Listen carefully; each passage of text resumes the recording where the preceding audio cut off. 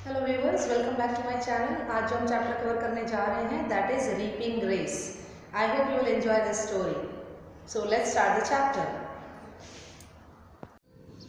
Hello viewers, welcome back to my channel. आज जो हम चैप्टर कवर करने जा रहे हैं that is reaping grace. James Hall was an educated old man living on an island. James Hall नाम का एक पढ़ा लिखा एक ओल्ड मैन था, बूढ़ा आदमी था जो एक आइलैंड में रहता था। He owned a huge rectangular field of wheat. उसके पास एक रेक्टेंगल शेप का एक गेहूं के उसका खेत था। It had been a good year for the crop. वो साल क्रॉप्स के लिए बहुत अच्छा था, फसलों के लिए बहुत अच्छा था। I have it all planned, said James to the peasant who had gathered around his wheat field at don.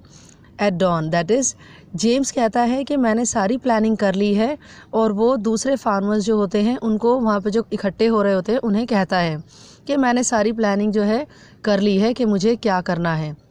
जो सुबह वहाँ गैदर हुए थे, डॉन का मतलब होता है सुबह, भोर का time. I have measured the field and divided it into 3 equal strips. मैंने इनको नाप कर, जो खेत है उनको नाप कर उनको 3 बराबर हिस्सों में डिवाइड कर दिया है। 3 couples also stood at one end of the field.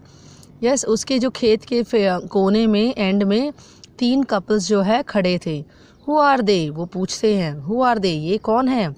आज द पीसेंट जो दूसरे फार्मर होते हैं वहाँ पर खड़े होते हैं, वो पूछते हैं कि ये कौन है। दे आर रीपर्स, वो कहते हैं ये फसलों की कटाई करने वाले हैं। I have organise a reaping race, मैंने एक कटाई का कॉम्पिटिशन ऑर्गेनाइज किया है। That all of you shall see shortly, अभी थोड़ी देर में आप ये सब देखोगे। The moment I fired a shoot from my revolver, each couple would begin reaping one of the 3 strips of the field. जैसे मैं ये रिवॉल्वर से शूट करूँगा तब ये कंपटीशन स्टार्ट हो जाएगा और इन्हें खेतों की कटाई जो है वो स्टार्ट कर देनी है। The reapers in the mean while were all ready for the event. इसके बीच में जो सारे रीपर्स हैं जिनको फसलों की कटाई करनी थी वो रेडी हो गए थे। Each was with his wife carrying food and drink. जो वो तीनों कपल थे अपनी वाइफ के साथ थे, उन्होंने खाना लिया हुआ था और पानी लिया हुआ था। Meanwhile ladies were to tie the bundles as their husband cut them. Husband जो है वो गेहूं की कटाई करने के लिए तैयार थे, और जो फसल कट गई थी उसे बांधने के लिए उनकी जो वाइफ है वो रेडी थी। On the extreme left stood Michael along with his wife Susan. जो लेफ्ट में, एक्सट्रीम लेफ्ट मतलब एकदम बाईं ओर जो है, एक जो कपल खड़ा था उसका नाम था माइकल और उसकी वाइफ का नाम था सुसैन। वो वहाँ पर खड़े थे। Armed with a hook in his right hand, उसने जो कटाई के लिए हुक लिया हुआ था उसने वहाँ पर वो लेकर उसे खड़ा था। Michael stood still and awaited the signal, मतलब सभी तैयारी कर रहे थे कि कब उन्हें रिवॉल्वर की शूटिंग का सिग्नल मिले और कब वो स्टार्ट करे अपनी कटाई। Then came Johnny and his wife Mary. Second जो कपल था, जॉनी और मैरी, वो आए वहाँ पर। Johnny had a fawning look on his face all the time. Fawning का मतलब होता है एक गुस्सा और एंग्री भरा फेस जो हमेशा गुस्से में रहता है। Finally there was Pat and his wife Kate. तीसरा जो कपल है वो था पेट और उसकी वाइफ का नाम था Kate. James waved a blackthorn stick, उसके पास एक काली और कांटेदार एक छड़ी थी, स्टिक थी जो वो उसके पास थी। द रीपर्स बिकेम अलर्ट, और वो अलर्ट हो गए कि अब हमें अपनी जो कंपटीशन है ये रीपिंग रेस का जो है ये शुरू करना है। As soon as the bullet was fired the 3 reapers set to task. तीनों रीपर्स ने अपना काम शुरू कर दिया जैसे ही उन्होंने रिवॉल्वर और शूटिंग की आवाज़ सुनाई दी। Getting down on their knees they began chopping the wheat. वो अपनी नी पे झुक के, घुटने के बल वो झुके और अब उन्होंने गेहूं काटने, फसल काटनी शुरू कर दी। Their wives kept close to their husband, उनकी वाइफ भी उनका साथ दे रही थी, पास में ही रहकर उसकी हेल्प कर रही थी। Everyone was silently as the crops came down with the crunching sound. सब उसे बहुत ही साइलेंटली, एकदम चुपचाप खड़े होकर देख रहे थे कि ये जो काम हो रहा है, और वो क्रंचिंग की आवाज़ जो है वो गेहूं काट कर साइड में रख रहे थे, उसको सुन रहे थे। Initially Johnny was in the lead. Yes, Johnny जो है वो सबसे आगे था। फॉलोड बाय पेट, उसके बाद pet. Michael and Susan were lagging behind. जो ये फर्स्ट कपल था, माइकल और सुसैन, ये पीछे थे दोनों कपल्स के कंपैरिजन में, but steadily on the move, लेकिन फिर भी वो कोशिश कर रहे थे। It wasn't even noon as yet Johnny had already reaped half his trips.